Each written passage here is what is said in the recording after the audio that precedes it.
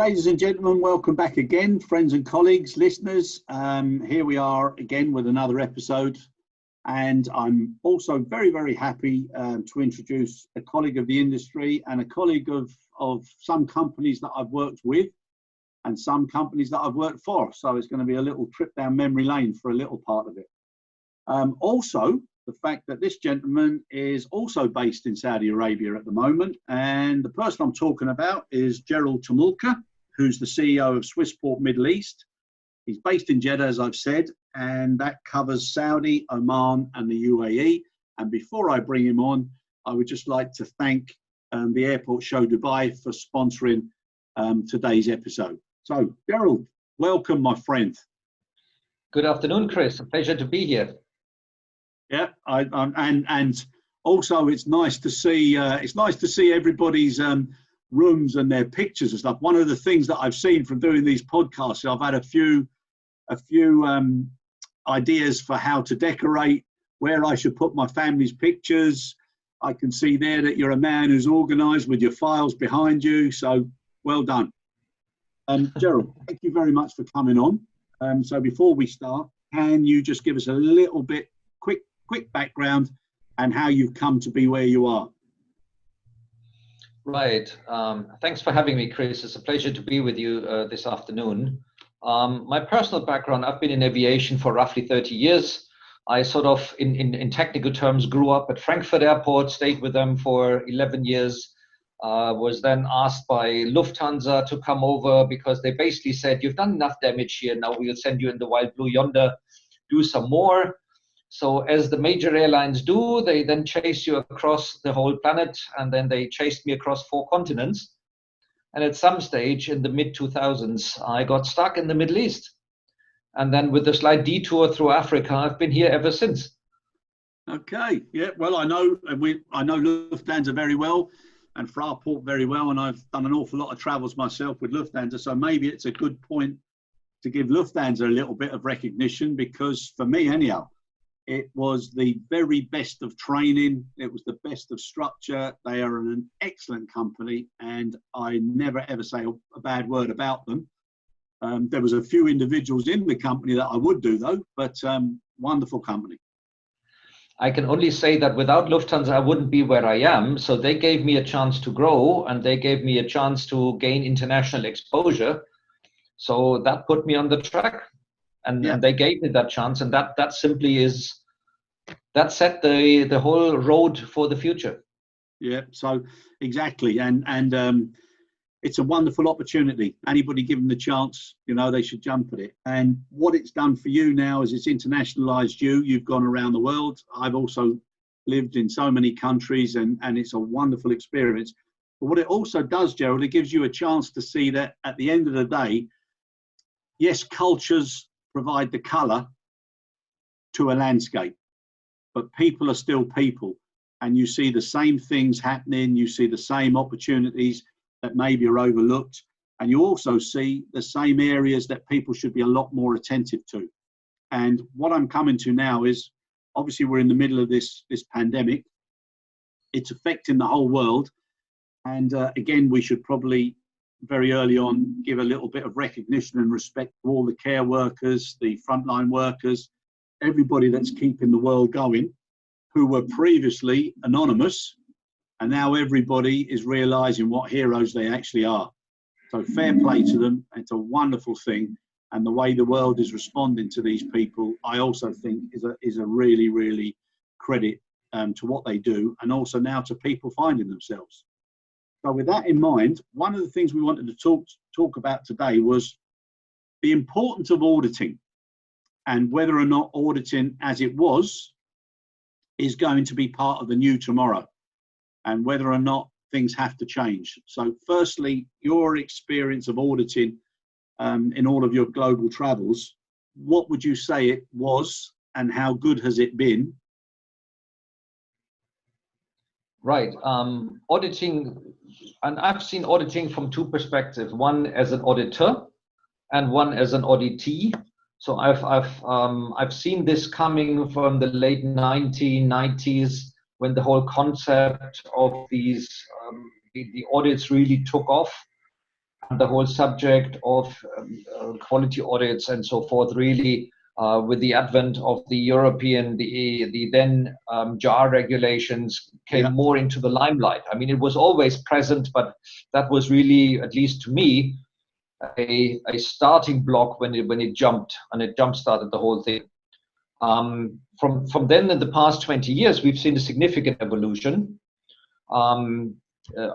IATA with the IOSA and ISAGO concept have come onto the scene.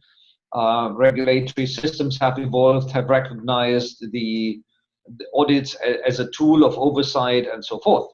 And obviously, there are still various philosophies around from various background. There was a more penalizing version, whereas a more cooperative attempt, depending on which authority or which airline you talk about.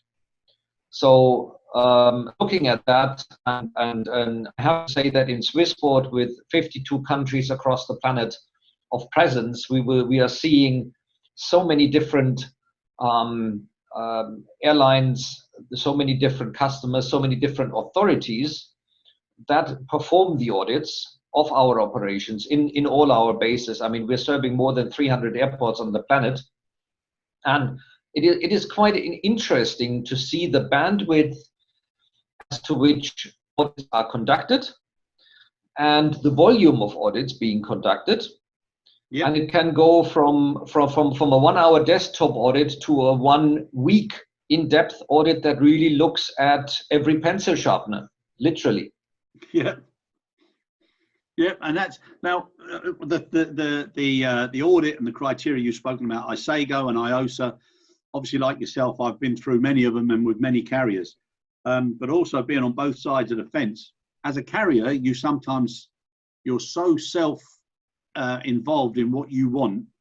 The demands that you make on the ground handling agent, can sometimes be quite unrealistic and very complex, to say the least. And then when you're on the ground handling side, you look at the level of quality and difference between the carriers who do the audits and the different types of audits, and you wonder why they spend so much money.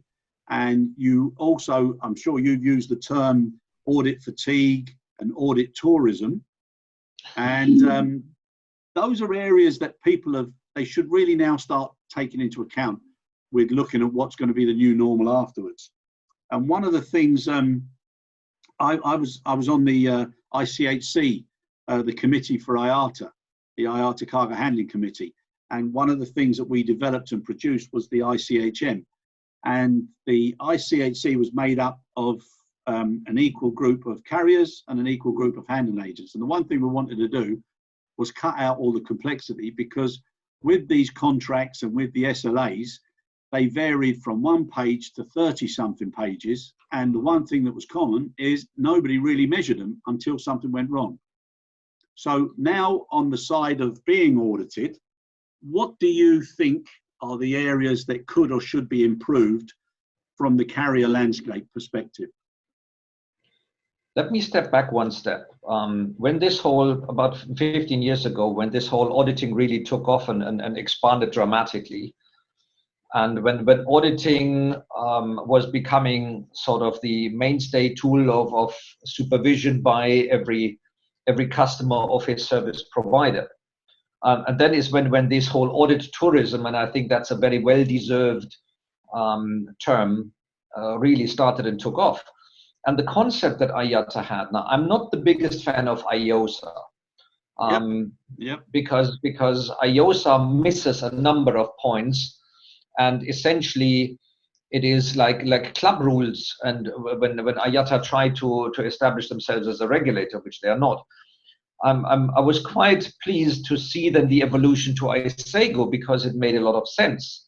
If the concept of ISAGO had been fully introduced, and the concept was that ISAGO is like a platform, so that if somebody is ISAGO compliant, then an airline would only need to judge or to audit whatever differences there are that they have to that. That would have made sense. However, in fact, today, what we're looking at is all the airlines audit everything.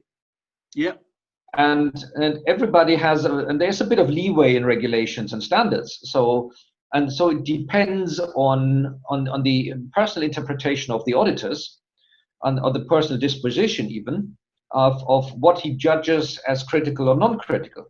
Obviously, there are certain safety minimums, but in fact, from a ground handling standpoint, I have to say it is way too much. And it means that we have a full-time, multi-people team sitting around that is basically only holding the hand of the auditors all day long, every week of the year. Yep. And as much as the information, the organization grows, you have even more of that. And no airline wants to be caught not having audited the whole range of subjects in a service provider, versus their requirements to document and prove that to their own authority. Yeah. So the whole subject is, if the authorities behind the airlines would need to relinquish part of their supervisory function to the airline, and in other words, to IATA and ISEGO, as long as that doesn't happen, the ISEGO concept really is not there. Yep, the second point would be that ISEGO itself had a quite a significant evolution. If you look at ISEGO is now what, about 12 years old or something thereabouts, roughly. And if you look at the first set of regulation you look at today, it is a very significant evolution. And the standards that are defined under the ISEGO program have become much stricter, much more defined, and much more precise. But on the other hand, we shall not overlook that IATA is the industry association of the airlines, not of the ground handlers. So the mission of IATA is to protect the airlines. Yeah. And to further the interest of the airlines. And this has become, particularly in the last 3-4 years, pretty much of a one-way street, where all obligations, and you can see that in the SGHA 2013 and in the 2018 version as well, is pushed over more and more towards the service provider. So it's not a partnership, it's becoming more and more of all benefits on one side and all obligations to the other side. At the same time, the airlines are gunning for cheap. And there's a misalignment there. The regulations becoming more complex, the technology, think about what comes with all these new technologies in regard of airports, aircraft structure, that all the GSE now need to have distance and contact sensors in all GSE that touch an aircraft. And that's a significant cost burden onto the ground handling equipment, on the GSE. But it goes pretty much one way.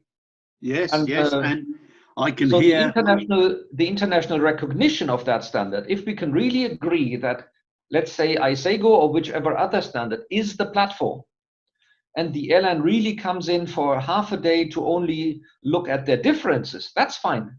That's a concept. But otherwise, we talk about tons and tons of audits that are very repetitive. Now, on the other hand, I also recognize that there's a benefit in the audits, because quite frankly, from each audit, we can learn something, because everybody has a slightly different take on the content and maybe has seen in other stations or other countries a good idea. Yeah. And this is then communicated, and this is the benefit of the audit. So it's a bit of a give and take that has to be balanced off, but the balance is getting a little bit out of bounds now.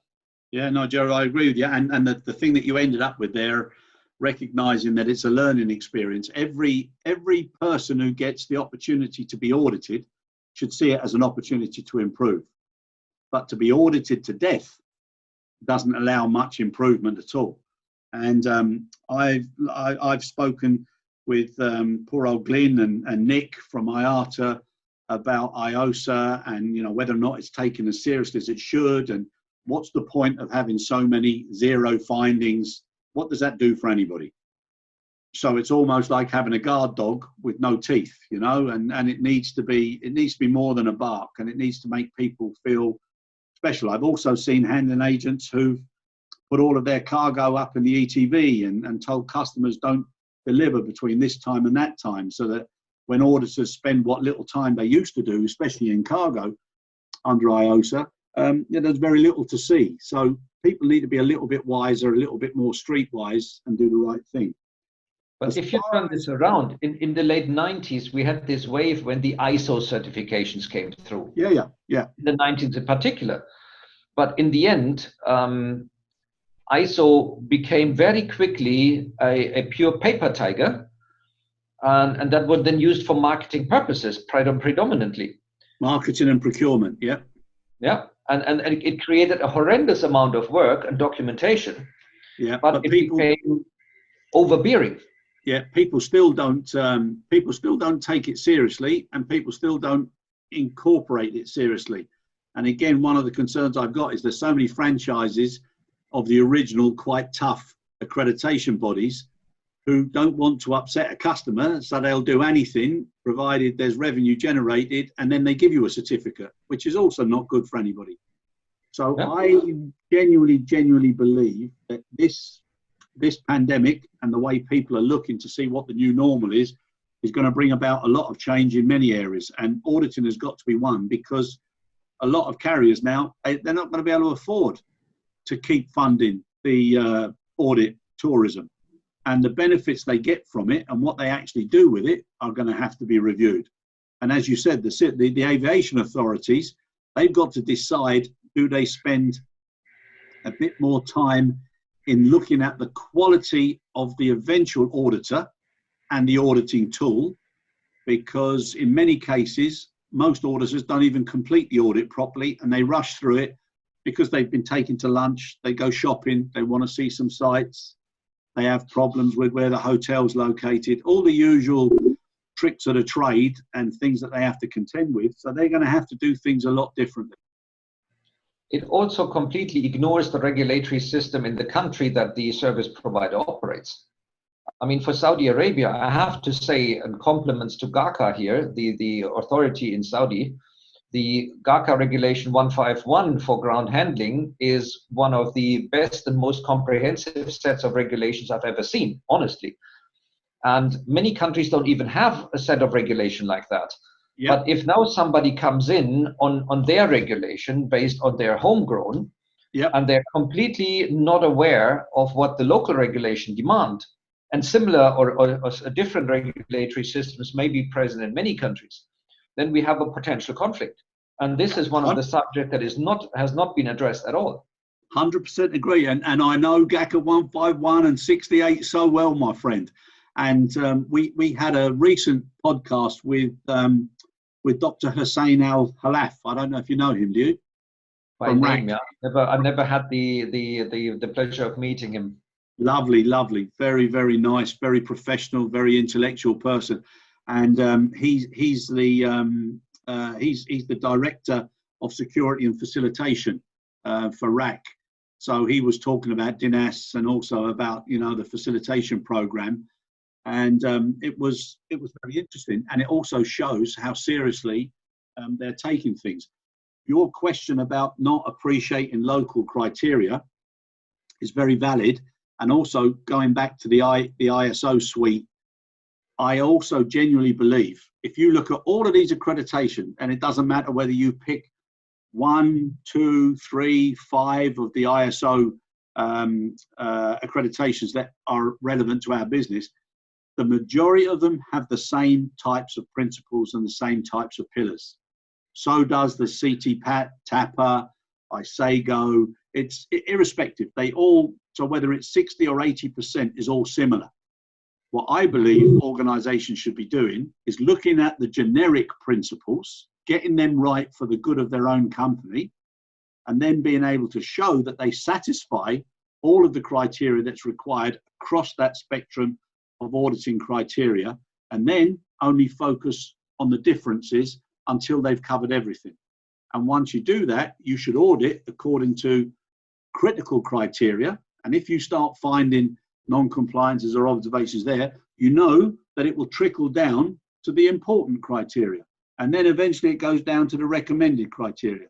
So if you focus on some real key elements, that gives you a very clear indication very quickly of how good the organization or the company is. And just to close on that point, if then the aviation authorities started to focus on the competencies of the auditor and made sure the auditor seen it as a coaching, as a training, as a learning, as an educational exercise, more than a check sheet or just a little flip chart that you tell people what they've done wrong. So I genuinely believe that if everybody gets together, because of the pressures of this particular virus, limiting travel, limiting costs, all those things are going to come in for the next 6 to 18 months, maybe 2 years. And if there's a rebound of the virus, it's going to put even more pressures on everybody. So things are going to have to change, because you're not going to get the auditors to come and do the audits while all of this is going on. So there has to be some sort of consideration. What do you think? I think the first thought you had would exactly tally in with what I meant before when I said a platform concept. When you basically have an agreed standard, which I would call a platform of standards, on which then you can build up on. And then, yes, you can spot check individual things. And when you find something that gives you rise to doubts, then you can start digging, fair enough. And the second point also is that the training of the auditors, by and large, I find it not too bad, but there is a very significant difference based on the background. So if somebody comes from engineering background, he would obviously look very much into GSE maintenance records, for example, and spend 80% of his time there because he's on safe territory. Yeah. So, and not all the airlines have the means to send a team of 3, 4, 5 people in that you would need to cover training and maintenance and the practical execution and so forth. But to come to your other point also, I would think that the regulation have been, I mean, the initial point when it started had a clear differentiation between quality and safety. They were two separate items. Over time, we have seen that it has been merged, and quality is basically seen as the toolbox of safety. Maybe that's a bit of, some people will now scream oversimplification, but essentially that's the direction it goes. But what has not really been strong was the health and environment factor. Correct. From USHE. So I would believe that what we will see now as coming out of the crisis is that the factor of health will have a complete new dynamic, and the regulation and the guidance material in that regard will be significantly beefed up. And all of that also in light of environmental protection will get another booster as well. So we will see a more comprehensive set of regulations coming through that will add to the existing ones a significant package in regard of worker protection, health issues, hygienic standards, and medical support in case something is discovered. Correct. Particularly if you have major hubs, and I would even differentiate between a major hub and a regional secondary or tertiary airport. Yes. Because of the sheer volume. I mean, looking at Jeddah Airport has a complexity because of all the travelers for Hajj, Umrah, and being an old trading point, being an international hub for a major airline. So that's a different complexity than if you have a regional airport, even somewhere here in the same country or in any other country. This is not a pure Saudi subject. The other point that I might want to add is, if you look at airports like Riyadh or Dammam, the ground space of these airports is amongst the top 5 on the planet. The sheer distances, I mean, in Riyadh from Terminal 1, as you're well aware, from the international Terminal 1 to domestic Terminal 5, if you drive around the ramp, which is the shortest way, is an easy and whopping 45 minutes. Or in Jeddah, where you cross, when you come from either of North or South Terminal to the apron, you cross 2 active taxiways. These are things that need to be taken into consideration when auditing. Because if you just want to put a stopwatch on it, how long does transport from point A to point B take, and then divide this by the distance driven, that does not reflect local conditions, i.e. active taxiways, i.e. the sheer distance of an airfield. And I mean, Dammam is, I think, one of the top 3 airports in regard of ground space on the planet. And again, Gerald, that's where a more holistic global overview needs to be in place. So again, if you look at all of the consistencies between the various accreditation certification platforms, and then you look at what people would expect if certain norms were in place. And I don't think it's a problem to have those norms seen as like targets or objectives. So if people are doing development on airports, etc., you try and bring things into norms, but you can't anymore. And if you can't, then there should be those exceptions that are noted and appreciated by any auditors that come in, not telling you that you're doing something wrong, or why can't you do it like this airport, or I've seen this standard. That's where the education of the training, and what you said earlier, I agree. If you get a good training organisation to teach people how to do internal audits, the training materials are pretty standard, they're pretty good, the exercises that they do are good. And then the problem is when the people get into the real world, if they're not given additional tools and guidelines, they tend to fall back into their favourite subject matter or their favourite point, etc., or not appreciating the total differences, because they tend to audit in the same sort of areas. So the whole auditing concept now, I think, needs to change. And there's another point I want to put to you is the audit pyramid, or the audit triangle.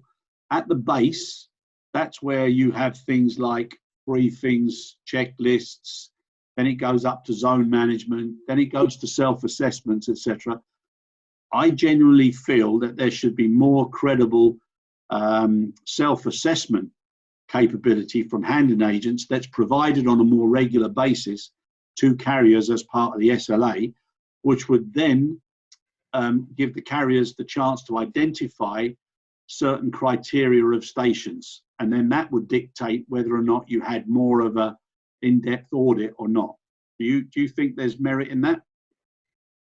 There is a certain merit in that, but there is also slightly different approaches. For example, in regard of a regional pooling. For example, if EASA for Europe declares that airline A, B, and C are in charge of the North Atlantic and North America, airlines D, E, and F in Africa, G and H for the Middle East as the lead carrier. So they will concentrate the auditing on these regions. So we have sort of a regional pooling where still a European major carrier does their work and has the responsibility towards the authorities, but doesn't need to go everywhere. But it means that the authorities would have to agree on a certain acceptance, on cross-acceptance of the results of these audits.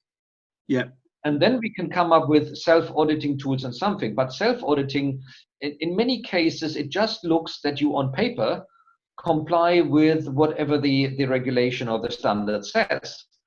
And the key issue that an auditor looks for is it not only documented, or is it implemented? Or if it is implemented, is it also documented? And that again is something that makes it difficult to judge from afar. I think, but the time spent on site for an auditor can be significantly reduced by having this kind of online cross-check before, and then you can go in and you pick out your points, either based on a standard checklist or on the experience and feelings of the auditor, and then you can concentrate on these 2 or 3 issues. What you can also do is you can change the parameters. You can say, okay, in the year 2020, we concentrate on dangerous goods handling. On the year 2021, we concentrate on GSE maintenance. On 2002, we concentrate on staff training. That doesn't mean that everything else is neglected, but you basically have a rotational pattern that concentrates on focus points. Yep, I think that makes a lot of sense. And one of the things that you said about the fact of doing an awful lot of self-assessment, I'm talking about competent self-assessment, whereby the 2 important words of compliance, validation and verification, would come in. So I agree with you. It's a relatively easy thing to validate that you've got everything in place, because it's only a matter of plagiarizing manuals or writing manuals, etc. The verification that it's being done is the crucial point.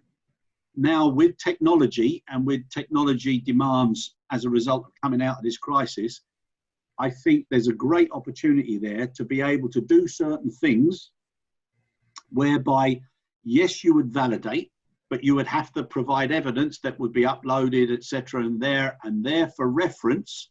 So the accountability on a person who's responsible for the business, like yourself, accountability doesn't go away. You can delegate responsibility, but not accountability. And making the senior managers more aware of that accountability and what goes into that particular system on the validation principle would then make verification lesser of a task and could be done, as you say, from a pooling exercise or from somebody who would just be focusing on that verification criteria with what you were saying, the rotational emphasis, subject to data that was coming back into the industry, whether it be through ICAO, EASA, IATA or whatever, to say, right, you need to focus on these top three on top of what you're doing with the verification. So I do think there's chances to change it. And I think the drivers need to be, not just because of cost or because, well, I don't care, this is the way we want to do it. There's got to be more care for the party that's providing the services. Now, something you said earlier about the one-way traffic, I'd like to now just elaborate a little bit on that. And by the way, I agree with you. Okay. And from a GHA platform, and I had a lot of pain and suffering, but enjoyment working with Saudi, and especially under Omar's directive. Great young man, brilliant manager, but loves to put you under pressure. But some of the things, if you don't have the right people surrounding you and you don't have the right tools, and carriers keep emphasizing the service levels, it can at some point become even more of a problem than just doing the business itself. So for me, I think carriers now have got to take a step back and start to realize that the ground handling agent is basically the washing machine of the business at the moment, because the forwarding community doesn't give us the right information up front, which makes paperless management very, very difficult and challenging. There's always changes, there's always late arrivals, so there's optimization of capacity challenges. There's an awful lot that the GHA has to do without being credited with. And I genuinely believe that the tide is now starting to turn. And if you look at what's happening now, carriers rely so much on lots of these relief flights from the what they call it, the Praetor concept, where they're converting passenger aircraft into semi-freighters, utilizing the seats, etc. I don't think ever before has it been realized how important the GHA community is. And I think that's something that long may it stay and start to equal out that particular division of responsibility, pressures, and however you want to do it. And it won't come, and it shouldn't come at the same price as it was before. But you see, there is the ground handling industry is extremely fractured. I mean, Swissport as the market leader has by comparison to the airline world, a very limited market reach even, but and there's lots of players. Some of them are government owned, some of them are airport owned, some of them are airline owned, and some of them are independents. But the ground handlers have not yet really managed to really come together and have a strong body. Correct. That can basically stand as a counterweight to the likes of IATA. So yeah. ASA is trying to do that, yeah, and DHI to a certain extent as well, but it hasn't come up to that role. It would be vastly beneficial for those organizations to grow, and that would go into the same direction that you have just argued, and to have this kind of to create this kind of alignment between the parties, this kind of standing up, setting an internal set of standards, and it makes it easier for the outside world. Why does IATA have to come up with standards for a ground handling industry that is in support? Because the regulations on a local level did not exist in the past. Yeah, and they have only coming up in the last couple of years. So I see a potential for a regional sort of pooling. I see a potential or a necessity even for the ground handlers to come together. And I see consolidation in that industry on the horizon after this, because yes, a lot of smaller independent parties will have very much difficulty to survive. Yeah. And there needs to be also a realization about the potential then and the role that ground handling has. And talking about that, if you followed the press earlier on in the crisis, there was a lot of shouting and screaming about and what bad shape the airlines are and that they need government support. Until then, and the airports the same, they were following the airlines, but nobody was really talking about the service providers. And I'm not only talking about the ground handler, there's a ton of different providers. There is the fueling company, the catering companies, all of this. An airport is a complete economic entity, and it needs to look at all the parties. And you can't just single out one or two and say they need support and everybody else is ignored. Exactly. And I think that realization is only now coming through. And you mentioned these cargo flights. That is a complete new set of operation with cabin loading, which was anathema before the crisis. Yeah. So everybody is learning new skills here. Exactly. And we're to a certain way, we're writing the rule book as we go along, which is a first. Yeah.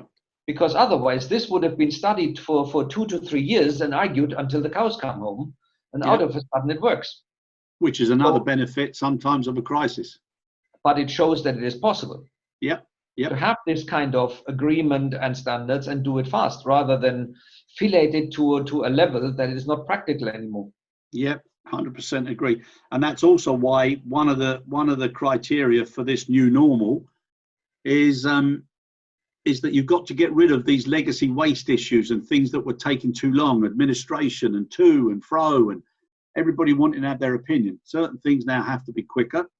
From a GHA perspective, it's all going to be about costs, about cash, about margin matters, and people have got to take a bit of responsibility as well, Gerold, and don't take accounts, don't take contracts if there's no margin in it, because the risk is too high. But that's still a factor in the market where they basically buy market share. Yeah, but what I'm saying is, and in various countries, I mean, we're not talking about one particular region on the planet. This is a general principle. Yeah, but it's a principle like any that's got to change, because agility, sustainability, resilience, from an investor perspective as well, people have got to now start being realistic. Yep, I agree. And that is going to be the biggest driver of change. And for people to be strong enough to stand up and say no, and I'm not just talking about GHA carrier relationships or trying to get involved in any of them, but if you just look at the general international trade, and if you look at the percentage of locations where the whole world has relied on, and they've allowed that percentage to increase and increase and increase, and then when something goes wrong, you've got too many eggs in one basket, or too many eggs in 2 or 3 baskets. And onshoring and looking after certain quotas now and various other standards as prerequisites of trade deals, I think that's also going to be a big player. Plus the fact that you have so many players. I mean, if you look at an individual airport, and you will see that in nearly every airport, you have a ton of service providers, sometimes with competing interests. So here is a role, and you can see that in a number of airports where there is an integrated approach, mostly driven by the airport authority through an airport operations center or something like this. The efficiency of the airport is much enhanced, whereas if there is no such coordination present. I totally agree. And I think in the future as well, there's going to be, whether it's a tripartite or a group or a club or whatever you want to call it, it's going to have to be led by an airport, so that they start to direct people for doing the right things. They should only get licenses if it's making sense, if it's not dragging the markets down and competing for the sake of competing.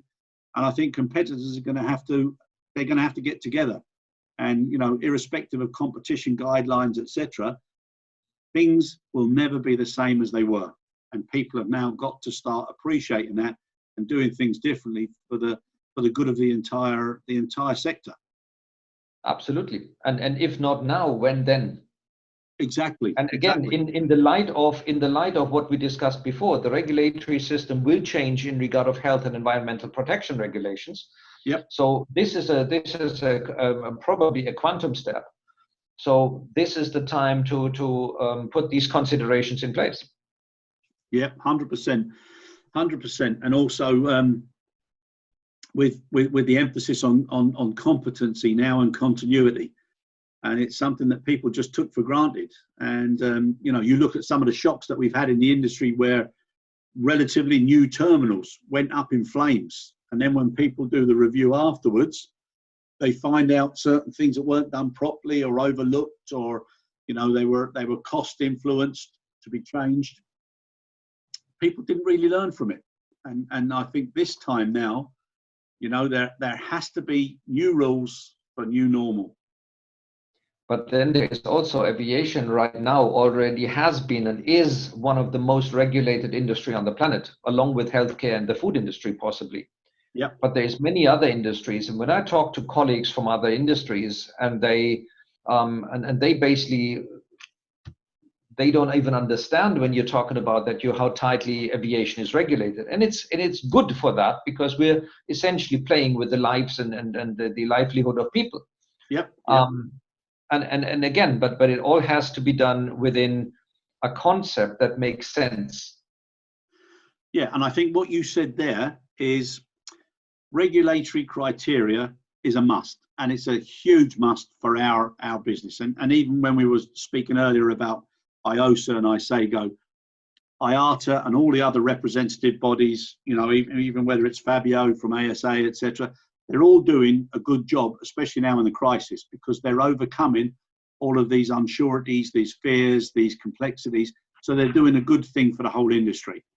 But moving forward, I think what they've got to identify is what categories of regulatory criteria are affecting the business. If it's critical, then it must stay. If it's important, there should be a little bit of leverage on it. And if it's recommended, then sometimes it might not be necessary if it means speeding up the process and helping the business and helping the sector. But again, yeah, I agree. And I still would drive for a factor of coming to a regional solution or something like that. Yeah. Rather than really country by country. And EASA is the role model in Europe because it brought so many individual regulations in the 20 plus countries together and standardized and unified that. And in the GCC, they're on the way to standardizing that between various countries. They're on the way, they're not yet there. Yeah. And Saudi Arabia has a certain leadership role here, interestingly enough. Yeah. And then it comes to an alignment between the regions or a recognition of standards in between. Yep. No, I agree. There's a lot of merits there, and like we've been saying, you know, this new normal is going to drive people, hopefully, to think differently and to think more quickly, and also, you know, what makes things easier and simpler to do without losing the critical area of controls that keep everything safe and secure. Yeah, but that means also some mental barriers have to be broken down on various levels. 100%. And my goodness me, is that long overdue or not? But I 100% agree. Now, another thing, and you've got a sizable workforce, and it's also primarily an expat workforce. In most countries now, when this crisis starts to ease off, people are going to come back to work. So some of them have been working from home. There might be opportunities to continue doing that, which also puts less pressure on office space. Again, it's a cost benefit, but it's also a convenient element for some workers. But the anxiety levels and the fear of, is this going to happen again? Is there going to be a rebound? Is the lockdown's going to be lifted too soon? So most countries are under pressure, either from their opposition parties or from business itself, to release and let the economic wheels start turning again. But the big fear, or the lack of knowing what's going to happen, is if it starts to rebound again. So I think there's going to be lots of different agreements between countries who are seen to be dealing with it in a like-for-like way. How do you think that's going to affect, you know, the movement and the way the business starts to ramp back up again? So we've had these discussions internally as well, and in a similar way. My personal view is that we will see some very different strategies on the rebound between, for example, the Middle East and Europe. Yeah. In the Europe, for example, you have the traditional summer holiday market that goes to the water destinations in the Mediterranean. Correct. If and to what extent that comes back for this summer season is a big question. And it may come to a very small event. And I think most people have agree that chances of this coming back in a major way this particular summer is rather slim. Yeah. In the Middle East, you see that the road and rail, which is readily available in other parts of the world, is not so readily available. And the distances are not so small. So therefore, air is the most convenient way of traveling. Domestically, and it has been a convenient and rather cheap way of travel. And people have gotten very used to that. So I think that the people in the Middle East in general will take to the air rather quickly. And being a transit point, an established transit point between Asia, Europe, Africa, and so forth, I do believe that the rebound of the Middle East will be faster. And we've seen this in previous crises as well. If that was after 9/11, if that was after SARS, after MERS, and so forth. Yeah. Yes, this crisis was slightly different than what it was before, but I still believe the Middle East will come out of this a little quicker. Yeah. Once it is there, but the question is when. And and a lot of people have compared, or a lot of scientists compare this with the Spanish flu in 1918, where the real damage was done by the second wave and not the first wave. Yep. And we are so sort of now on the peak or slightly over the peak of the first wave. So the big fear is on the second wave. Yeah. And especially if it's without a vaccine. Yeah. So I think in the Middle East, I can what I see is that they're really trying to clamp down, going from house to house and checking everybody for temperature and symptoms, which is probably the right way to do. And by that, they're really pulling all the people out who are basically hiding at home for whichever reasons, right or wrong. Yeah. This is non-judgmental, but they really try to get everybody who has symptoms out and get every single person checked. Yeah.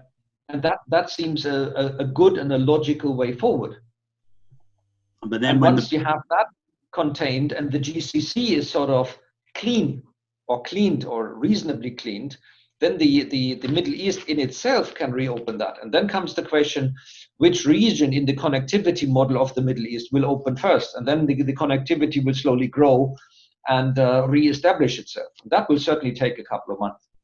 Exactly, and exactly, and because of the hub reliability or reliance on the Middle East carriers for the hubs and the distribution, it's going to be very, very difficult. So they're going to have to be very selective as to which O&Ds they allow to be flowing through. Yeah. Now, with that in mind, do you think, or are you considering, some of the worst case scenario issues that you might have to do, like at check-in areas, or pre-screening people if they've been categorized as already been affected and now immune, or they've had the test and they're clear? Do you think that there's going to be a lot more screening and pre-boarding activity, and also once they land, verification of that activity, keeping numbers down on check-in, in the retail areas, in lounges? So right now, this is already going on. I mean, people who want to travel here now have to bring a medical certificate, which has to be taken within 24 hours prior to travel. Yep. And then there is a checkpoint at the airport where medical personnel checks them, takes the temperature, looks them up and down for symptoms. Now, obviously, all of that is not necessarily foolproof. Yeah. But also talking to the passenger, how is he feeling? What symptoms? Where has he been and traveling? What kind of contacts he had in the preceding days, is as far as you can go for reasonably. So before a passenger even comes to immigration or the security check when he's embarking, that is already done. And then comes the secondary check at the point of landing and point of disembarkation or transit station, where the same symptoms are checked again if anything has developed in the meantime. Yeah. So yes, I think that will be with us, but it is already in place. It can be certainly refined as knowledge about the virus these measures. And I mean, Emirates recently announced that they have this 10-minute test form or something like this. If that will, I can see that may be rolled out throughout the whole region. Yeah, yeah. Yes, that is already there. And what do you think about screens in front of check-in agents and things like that, you know, to protect them, and some sort of way now of having limited contact with handing over your passport, your tickets, all the things that are going to start to change as we move forward? I think it would certainly drive the necessity for kiosk check-in. Yeah. And as we see in a number of airports, kiosk check-in applies to baggage as well. Yeah, yeah. So it minimizes the number of attendants you have there. Yep. And it minimizes inter-person contact. Yeah, exactly. And so that will certainly be a very big push in that regard. And people will be encouraged to check in through their mobile phone at home, print out their boarding pass, or have it on the phone or something like this. So that is a definite. Yeah, yeah. Technology is on the march, as it should quite rightly so be. In many cases, this thing of registered traveler going through immigration is already in place. So that again gets another push here. And the only area where refinement is possible is when we talk about security. But in security, irrespective of the current crisis, technology is already available. That means that a passenger doesn't have to half strip and take everything out of his bag. And there is a test run for the last 6 months in Munich airport for that, where you basically walk through a special channel and you don't have to unpack everything. And the system can analyze all of what you have in your bag and on your person. Yeah, yeah. So the technology is there. Yeah, and it's also about educating passengers as to what items trigger a security screen check that's necessary. So people now need to be made more aware of how to protect yourself from having to come in contact with people because you haven't abided by some security guidelines. Not essentially what security, I mean, and that's where the contact between a security checker and the traveling public is necessary to a certain extent. But the attention that is given now linearly to every traveler can be broken down to the, let's say, 3 to 5% that you really want to take a closer look at, which means that 95% plus can be sort of, I wouldn't say waved through, but can be expedited through the application of tools that are readily available, or at least under testing already. Exactly, and then obviously you still have the random element or the categorization subject to finding. So yeah, I agree. And the one thing that frustrates people is you go through one security at one airport, they tell you to take your laptop out. You go to another one, they tell you leave it in. One tells you to take your shoes off, another one tells you leave them on. So certain things have got to be done consistently, but that's all opportunities to improve in the new normal. Exactly. And that means that various agencies needs to work together. Airport authority, the security agency, and possibly customs, because they all use a screening machine that checks the same piece of baggage. Why does it need to be checked 3 or 4 times? 100%. But I genuinely believe that once the world sits down for a wrap-up, it's going to be one hell of a wrap-up, and there needs to be some really, really radical changes driven for common sense and logic instead of bureaucracy and administration and one party saying to the other, you should do this, etc. I think things need to be really, really reviewed, and please God, inshallah, they will be. But you see a number of countries who had previous crises like SARS, like MERS, etc. And you already see now that they were better prepared and faster to take out the old rule book out of the cupboard and open it. And while it is not 100% applicable, there is enough guidance material there to allow them to be far quicker than other countries who basically had to reinvent the wheel here. Yes, and didn't learn from what was in front of them. Yep. Yeah, no, very, very good.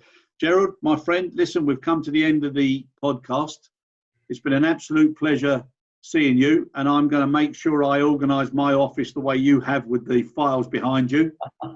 And lovely to see the pictures of the family. And please God, keep well, keep safe.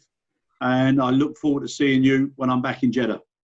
Thank you very much, Chris. It's been a pleasure to be there. Thanks for the nice chat, and I'll be more than happy to welcome you back to Jeddah. Yeah, look forward to it, and also some of the shared initiatives. Absolutely. Take care, my friend. Thank you. Cheers.